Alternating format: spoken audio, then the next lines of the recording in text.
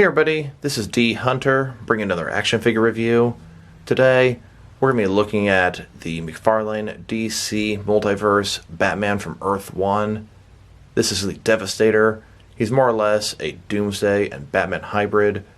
He's got the strength and size of Doomsday and the intellect of Bruce Wayne. And if that doesn't tell you how intimidating he is, I don't know what will. So this guy here was a Walmart exclusive. But Walmart sucks so bad, I ordered these from Walmart.com about 6 months ago, and you would think that would give me preferential treatment, but instead, just simply got delay email after delay email. Walmart couldn't even get these shipped out before the exclusive portion was over. GameStop put these on their website a few days ago, went ahead and snatched them up. Then I canceled from Walmart.com, which I was very pleased to do, as ordering off their website for exclusives can be very painful at times. So let's go ahead and look at the packaging here. As you can see, 22 moving parts, McFarlane Toys, got the Spawn logo, ages 12 plus. I will say this guy is heavy, very heavy action figure, a lot of plastic in here. Big, huge, hulking bruiser Devastator. DC Multiverse, Batman from Earth 1. One side, Batman Earth 1, Dark Knight's Metal. Other side, Batman from Earth 1. At the bottom, there is a barcode, in case that helps anybody, as well as a bunch of credits. Then the back side, here he is, looking like Doomsday from the comics. And there are several other DC Multiverse figures you should track down. So with no further ado, let's open him up. And I did end up getting 2 of these figures, one of which to open and enjoy, and the other one to keep unopened in my complete 6 and 7 inch unopened Batman action figure collection. And here's this figure, taking his rightful place with my other unopened Batman and related figures in front of my Batman and related comics. All the other multiverse figures, Batman and related. Alright, now that we got this figure out of the package, here he is with all of his accessories laid out. He doesn't come with any traditional accessories, but he does come with a display stand and a collector's card. But before we take a look at those, let's take a look at the actual figure. Now this is a really cool looking figure. He is absolutely huge. This is Doomsday and Batman pretty much put together. So let's check him out. Starting with his head here, it looks fantastic. All those rock pieces coming out of him. He looks great. He's going to have that mouth articulation. Looking amazing. All the sculpting detail all over this guy. I mean, look at this thing. And let's not forget, this figure is $19. What a steal. Moving down, you can see a logo on his chest. He's got some shorts or ripped up pants. He's got one gripping hand, one fist. They both have spikes coming out of them. Spikes coming out of his shoulder, his elbows. All over this guy. Just looking crazy. He's got some really big wide feet, which is going to help stand with stability. Can't tell you how much I'm enjoying the way this guy looks so far. Just so much detail and texture and different sculpting all over him. Looking great. And I mentioned this guy's really heavy. This is definitely the heaviest multiverse figure they've made so far. This guy's clocking in at 1.2 pounds. Now let's check out his accessories. First of all, here's his collector stand. It's a plain black circle, typical McFarlane stand. It's got the DC logo at the bottom. It's got one peg for the peg hole at his feet. It's really thin, really basic. I'm not much of a stand guy, and this guy sure doesn't need a stand to stand up. He stands quite well on his own. And then let's look at his collector's card. This is a picture from the Dark Knight's Metal, number 1, Batman from Earth 1. On the backside here, we've got some information and some stats. If you want to check them out, go ahead and pause now. Now that we've taken a look at the figure and his accessories, now let's check out his height. From bottom to the top of his head, sitting at about 7.5 inches, which is going to translate to about 19 centimeters. And then if you look at the top of his horns, which kind of resemble bat ears, it's about 7.75 inches. Now let's check out his articulation. Starting with his head here, of course it can rotate around from side to side. You can even twist it all the way around and put it back down. He can kind of rotate around as well. His head can even sort of go up and down. He does have mouth articulation. You can open, shut it, imitate him talking or biting somebody. I mean, look at this thing. It doesn't look intelligent at all, but he can speak. Shoulders are a ball joint. They can go out a little bit less than 90 degrees. Up, down, around, all that good stuff. He does have a butterfly joint here between the shoulder and chest area, allowing his shoulders to go in and out some. He doesn't have a bicep cut, but he does have rotation at the elbow. His elbow goes in about that far and back out. Wrists can rotate around, and they're going to be hinged as well. Goes in and back out quite a bit.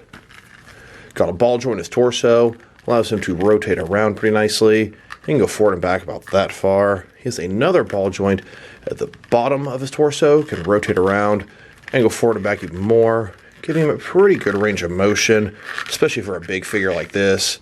His shorts are pretty soft. They're not going to obstruct him doing as much as he possibly can. His legs go about this far, not a ball joint, but a similar type concept. They can swivel very nicely inside of there.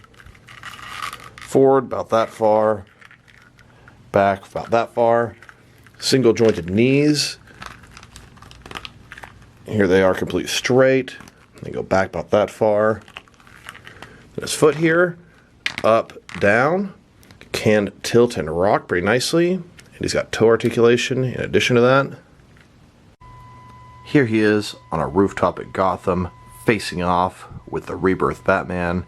He's sort of looking at this thing like, how am I possibly going to take this guy on? And it looks like this would be a job for Batman's Thrasher armor. Or possibly Batman wearing his Hellbat armor. And it might take Batman, Superman, and Wonder Woman in their armored suits as the complete trinity to take down the Devastator. And hell, it might take Batman's Justice Buster suit to take on the Devastator. This is the suit Batman would use if he ever had to take down the Justice League. And just a quick thought about this guy and his size. This guy is huge and he's tall and he's heavy, but this guy should be even bigger. Do not get me wrong, I am not complaining about this guy and his size and his value. He is probably the best value of an action figure in the entire year of 2020. Big, he's heavy, he's durable. Cannot stress enough how good this guy looks. But his head seems a little bit small. It almost seems like this guy should be about 10 or 15% bigger, and then he would actually be in the right scale with the rest of the Multiverse figures. Does not bother me personally, but I'm sure there are going to be plenty of people out there complaining that he's not the right size. Still giving this guy 2 big thumbs up. Next, let's check him out compared with some other action figures. Starting off with some other McFarlane DC Multiverse figures. Here he is with the rest of this wave of figures from the Dark Knight's Metal. Add the Man Who Laughs, and we've already got more of the Dark Knight's Metal team, and they're going to be dropping a few more figures over the next few months, thus completing the team. Here he is, next to the entire McFarlane DC Multiverse collection. We've got a total of 32 figures and 1 vehicle, and a bunch more to drop before the year ends. And then a slightly more aerial view showing the entire McFarlane collection. And being a hybrid of both Doomsday and Batman, here he is next to all the different Doomsday figures that I have. The one on the left is a basic 12-inch scale Doomsday from Batman vs. Superman. He works good with the 6-inch scale figures as he's large and oversized. And the 2 on the right are both Mattel Doomsday figures. The one most comparable to this Devastator is the Build-A-Figure Multiverse Doomsday here. Now there are a ton of other really nice Doomsday figures out there, but these are the ones that I have. Now let's check him out with some other big oversized DC figures. Here he is with a few different Batman figures in some big armored suits. Here he is next to a few different Mattel DC Universe Classics and Multiverse Collect and Connect or Build-A-Figure action figures. And here he is with some absolutely huge DC Direct, Arkham Asylum, and Arkham City figures. And now, let's check him out, compared with some action figures from different various companies, to see how he fits in both scale and style-wise, in case you want to know which lines you can mix or use him with. Here he is with some of his McFarlane Toys brothers. In front of you are 5 different action figure lines, all from McFarlane Toys. And here he is with some DST or Diamond Select Toys. Then with some DC Direct and DC Collectibles figures. And here with some NECA figures. Then with some Mattel wrestling figures. And here he is with some Mezco 1/12 cloth soft goods action figures. Then next to some Mattel DC Universe Classics and Multiverse figures. And next to some Mafex figures. Then with some Hasbro Marvel Legends. And here he is next to some SH Figure Arts action figures. And finally, here he is next to some Jazzwares Fortnite figures. So overall, I must say this figure is fantastic. The amount of detail on him, between the sculpting, the texturing, just his size, his weight, the amount of plastic you get. I really like the execution of his soft goods shorts. It hides the articulation, but gives you quite a bit in there as well. His overall articulation is a little bit limited, but what do you expect from a figure this bulky? I know McFarlane's made it pretty clear on the larger figures. He doesn't like to put as much articulation as it breaks up the sculpt more noticeably. I do think he should have been bigger. The card he came with says he's 8 foot 10 inches, almost 9 feet tall. This guy should be about another full inch taller. I'm really happy with what we got. The value is incredible, but it would have been cool if he was a little bit bigger. I believe Merciless and the upcoming Bane are going to be bigger than him. Bane is supposed to be the biggest McFarlane figure yet. If they had chosen to go on the Build-A-Figure route with Devastator, they probably could have done that. But I'm so happy with what we got. Now this Devastator would make a great villain for so many figures. Of course, he's going to be the Devastator of my action figure collection. He could be really cool fighting Spawn. Hell, you could have the Ghostbusters fighting him. I would love to see him fighting Hulk or Wolverine. There's a lot of scenarios you could fit this guy into. So overall, if I were to rate this figure, I think he's worthy of an 8.5 out of 10. Pretty strong rating in my book. This guy is an excellent figure, looks super cool, moves pretty good, and just the detail and size of this guy is amazing. So this is D Hunter. Thank you guys for watching this video. If you liked the video, press like below. If you have anything you want to say about the video, add it to the comment section. If you want to see additional action figure reviews from me, press subscribe. I do appreciate when you do that.